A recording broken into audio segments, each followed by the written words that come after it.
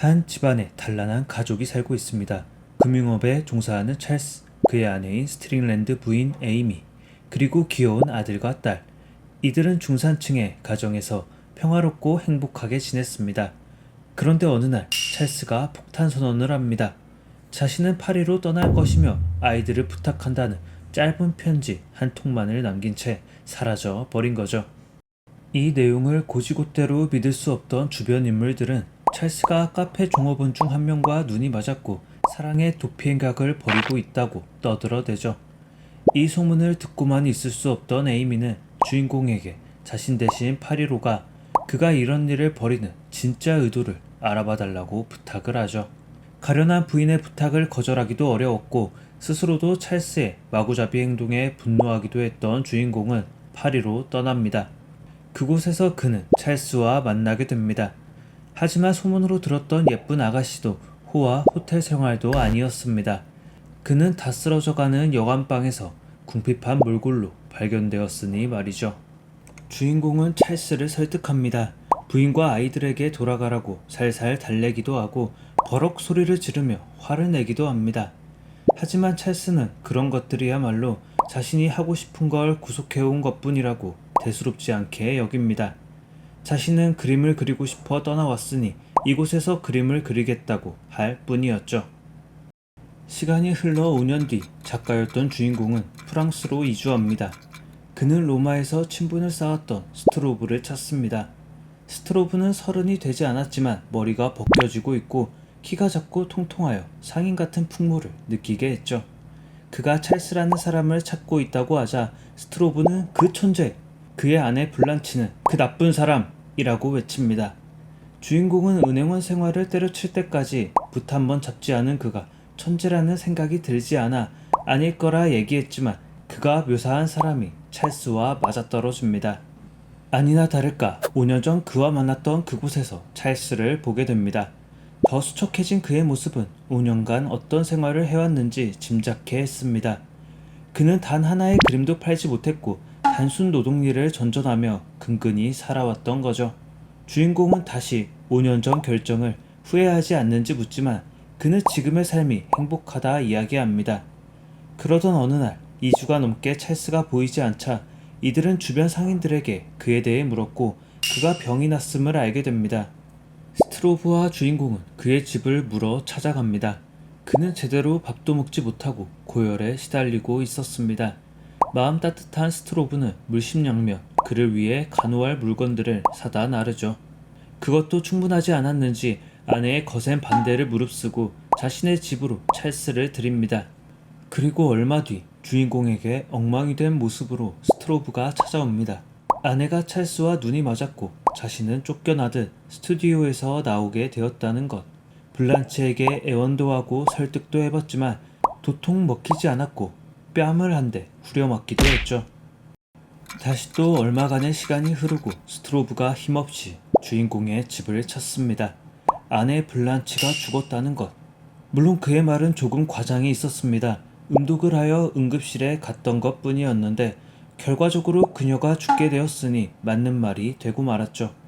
그녀의 죽음에 대해 주인공이 쏘아붙이지만 찰스는 자기 잘못이 아니라며 자신의 그림이나 보러 가자는 이야기를 합니다. 주인공이 보기에는 조잡하고 알 수 없던 그림이었으나 그의 평가 같은 걸 궁금해하지 않았던 찰스는 정말 보여주기만 합니다. 그리고는 일주일 뒤 훌쩍 떠나버린 찰스. 그의 기록은 한참 뒤 주인공이 타히티 여행을 하게 되며 이어집니다.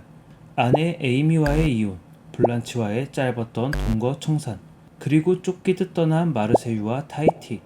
그는 그곳에서 어떤 걸 하게 되었을까요? 그토록 찰스가 찾고자 했던 건 과연 무엇이었을까요? 이 작품은 폴 고갱의 생애를 담은 작품으로도 유명합니다. 그렇다면 어떤 부분이 같고 어떤 부분이 다르게 묘사되었을까요?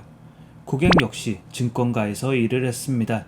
35세가 되던 해, 그러니까 뒤늦게 화가의 길로 뛰어든 것도 유사합니다. 이후 아내와 이혼을 한 것도, 자격부로 일했던 경력도, 마르세유를 거쳐 타히티에 정착하게 된 건 역시 같습니다. 하지만 두 사람의 삶은 뚜렷하게 구별되는 부분도 있습니다. 먼저 고갱과 달리 찰스 스트링랜드는 증권가 생활을 하는 동안 붓을 잡아본 적도 없다는 점입니다.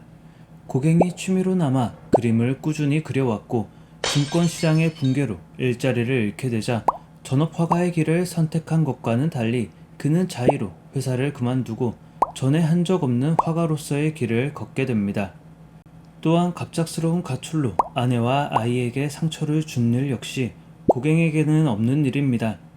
오히려 생활고에 시달리자 아내가 아이들과 함께 집을 나가 고갱 혼자 남게 된 것 뿐이었죠. 최후의 순간을 맞이한 방법도 다릅니다. 작중 찰스는 문둥병에 걸려 몇 년을 고생스럽게 투병하다 죽게 됩니다.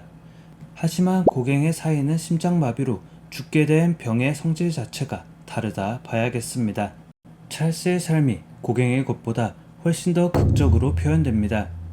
이는 문학작품으로 옮겨올 때의 약간의 각색, 그러면서도 조금 더 자극적으로 다듬어 사람들의 흥미를 유발할 어떤 고리를 만들고자 함이었으리라 생각합니다. 아마 이 작품을 보는 독자들은 그의 행동에 분노를 하기도 하고 한편으로는 동경의 눈으로 바라볼 거라 생각합니다. 그의 부도덕한 문제인식과 책임감 없는 행동은 분명 지탄받아야겠지만 좋아하는 것 하나만 보고 퇴사를 한 과감성, 그리고 꾸준히 해나가는 행동력과 추진력은 좋아하는 것을 지향하고 있음에도 현실적인 이유로 발이 묶인 독자들에게 대리 만족을 줄 수 있기 때문이죠. 책 내용만큼 흥미를 끄는 것, 의미를 알 수 없는 책의 제목일 거라 생각합니다. 달은 알겠는데 유펜스는 뭐지? 라고 생각하게 되는데 이는 영국에서 가장 낮은 단위로 유통되던 은화의 가치라고 합니다. 달, 은화. 이 두 가지 물체는 반짝이는 빛을 낸다는 공통점을 가집니다. 하지만 두 개가 의미하는 바는 양극단에 놓입니다. 먼저 달은 찰스가 동경하던 예술가로서의 삶, 더 정확히는 자신이 지향하고 바라던 무형적 가치라 하겠습니다. 잘 다니던 회사를 때려치고 아내와 가족, 안정된 중산층의 삶을 버리게 된 이유는 바로 달에 대한 동경 때문이었죠. 은화는 경제적인 풍요와 통속적인 가치, 익숙한 세계에 대한 은유입니다. 물질적인 것은 어떤 가치에 도달하기 위한 수단에 지나지 않습니다. 돈이 많아도 정신적으로 채워지는 게 없다면 그것은 텅 비어버린 삶일 것입니다. 목숨을 끊는 백만장자 이야기를 듣게 되는 것도 이런 이유일 테죠. 그래서 작가는 물질적인 만족감과 성취를 높게 평가하지 않습니다. 6펜스라는 가장 저품질의 은화 가격을 설정한 것도 사람들이 물질을 쫓는 과정이 결코 아름답지 않고 가치도 크지 않은 어떤 것을 쟁취하기 위한 하잘것없는 투쟁과 다툼이라 인식했던 거죠. 대부분의 사람은 6펜스의 삶을 지향합니다. 소설 속 등장했던 스트로브, 에이미 스트링랜드, 블란치 등 대다수 인물들은 세속적인 것에 목을 맵니다. 스트로브는 그 뛰어난 미적 감각을 가지고 있음에도 잘 팔리는 그림만 그려냅니다. 에이미는 안정적인 중산층 삶을 영위하고 남의 돈으로 생활하는 귀족적 삶에 익숙해져 있었죠. 블란치는 스트로브를 떠나며 물질적인 삶을 저버렸다고도 할 수 있지만 성적 욕망을 채우기 급급했고 상대를 올가매려 들며 6펜스의 삶을 쫓았습니다. 물론 자신이 가진 것을 다 던져버리고 완전히 새로운 걸 시작하는 것은 아주 어렵습니다. 대부분의 사람들이 찰스 스트링랜드처럼 살고 싶어도 그렇게 하지는 못할 것입니다. 그래서 그가 쫓는 게 달의 세상인 겁니다. 하급 품질의 6펜스 은화는 발에 채일 만큼 많겠지만 달은 지구주위를 도는 단 하나의 위성입니다.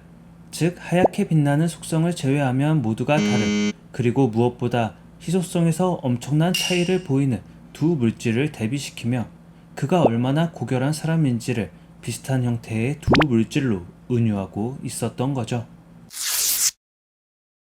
달의 세계를 쫓는 찰스의 삶은 한편으로는 아름답게 보일 수 있습니다.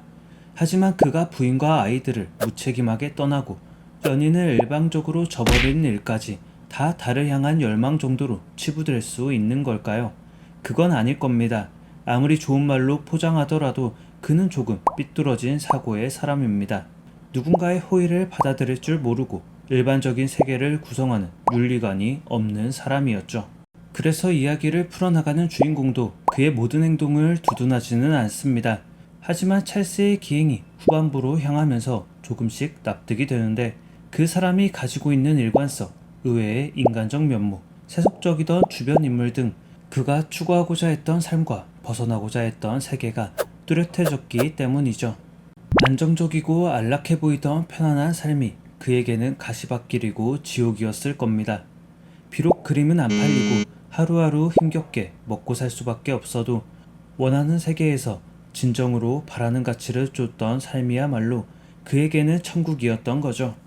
화가 폴 고갱의 이야기를 각색해 찰스라는 캐릭터를 만들어낸 작품, 그리고 괴팍하고 이해하기 힘든 천재의 이야기를 다뤘지만 한편으로는 그런 삶도 있겠다 고개를 끄덕이게 만들었던 작품, 달과 6펜스였습니다.